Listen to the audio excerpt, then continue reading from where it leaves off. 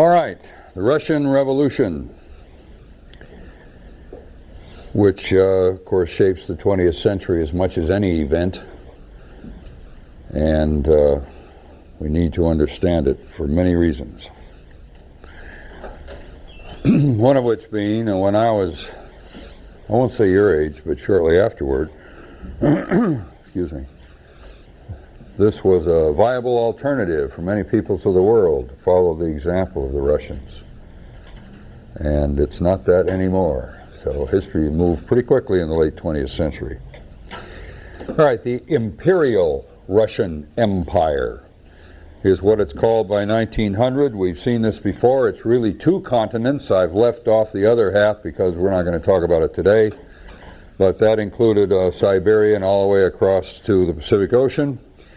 The great difficulty of this, governing this huge landmass and all the different peoples in it, was all the minorities as Russia expanded, and some of them were particularly offended at the way they felt the Russian government was ignoring them. And I picked two in particular, and that's the Poles, because Poland, remember, had been divided up way back in the days of Catherine the Great.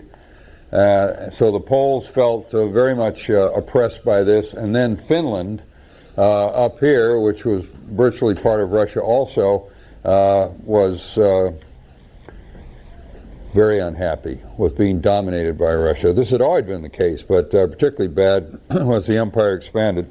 And as anti-Semitism rose later in the century, the 19th century, not just around Poland and Finland, but throughout the Russians took a very hard anti-Semitic line.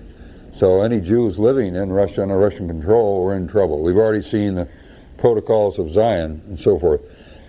Excuse me, so you know about that. The Russians, very traditional people, they've never changed. That's their problem, still is, and probably will be for a very long time. They never did like the West, and all the usual reasons, and they certainly didn't like the impact of Charles Darwin and his evolutionary theories, both the scientific and the social aspects, as Spencer had them. They don't like Western science. They don't like the whole notion of modernity, becoming modern. They're more comfortable being the way they've always been. And, of course, industrialization. And therefore, being against industry, I mean, it's an agrarian country, an agrarian people. There they are in the Middle Ages, go on right up until practically the 20th century. In many ways, still is medieval and feudalistic. But they, of course, would reject the great philosopher who wanted to exploit industrialization with a new political philosophy, namely, what German philosopher? Who wants to have a revolution of the mass of workers. Right, Karl Marx. They have no use for Marx. They're agrarian. They're not industrialized much. I mean, late in the century they do, but Russian people in general had no use for that. That's Western. So Tsar Nicholas acceded to the throne in 1894. It's the Romanov Dynasty, been in power now for centuries. And he tried to maintain order, but he was a weak individual. Well, and one of the weak problems of his family is one shared by other royal families in Europe, a certain disease inherited. Anybody? Hemophilia, right you are. So, I mean, this is, you cut yourself or something, you bleed to death. And his family was affected by that. And as his reign went on and things got rougher, there was this character, Rasputin, this wild man. I first heard this name when my grandfather used to call me that as a tyke, and what is that? And I, ha. Now I know he's the mad monk who was sort of mesmerized, hypnotized, first the Tsarina, and he just was one of these wild characters, but he's a monk, he's a religious man. And when one of the children of the Nicholas II family the boy got deathly ill from hemophilia, Rasputin marches into the palace and says, I can heal him. And he did. Wow. Nobody knows how, but he did. Or maybe it was coincidence. Who can say? But anyway, Rasputin worked his spell so that by the time World War I comes along, 1914, he's got the royal family eating out of his hand, this guy, and he was crazy for all intents and purposes. And the only way they finally got rid of him was to have him bumped off by the secret police, and it wasn't the Tsar who did it. So but you get this kind of palace intrigue and everything, but this guy was really a poison for Imperial Russia. Great story, lots of movies about it. You can look up on your own. But then we have this character, V.I. Lenin, one of the great intellectuals of the late 19th century. His father had been an educator, so he's well read, and one of the things he read, the only thing we need to worry about is Karl Marx. He was completely taken in by Marxian philosophy. I don't want to say taken in, he's impressed by it. And he thinks it can work. So in 1898, he became very politically active and helped to organize a new party.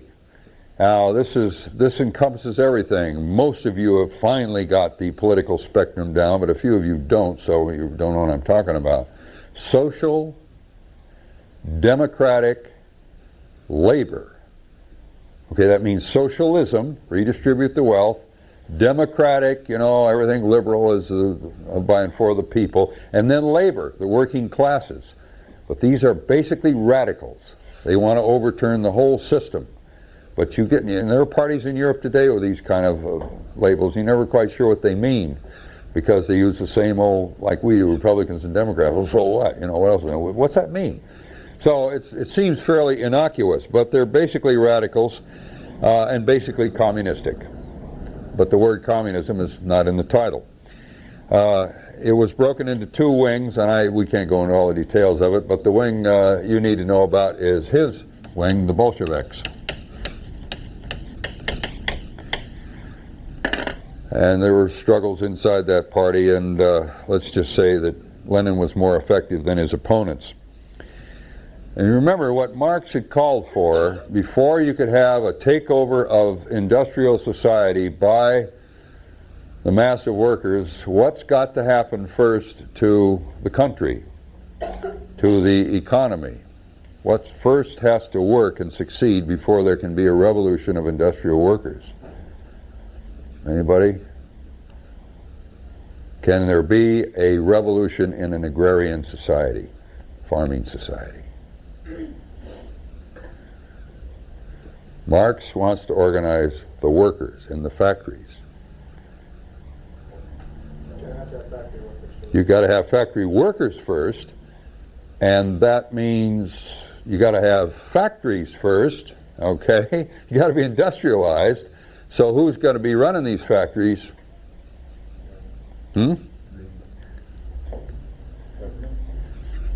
Capitalistic. You coming capitalistic? What class? The middle class. Middle class who become rich by making money that way. So, all right, so this is the assumption. This is what Marx said. You can't have a revolution in agrarian society.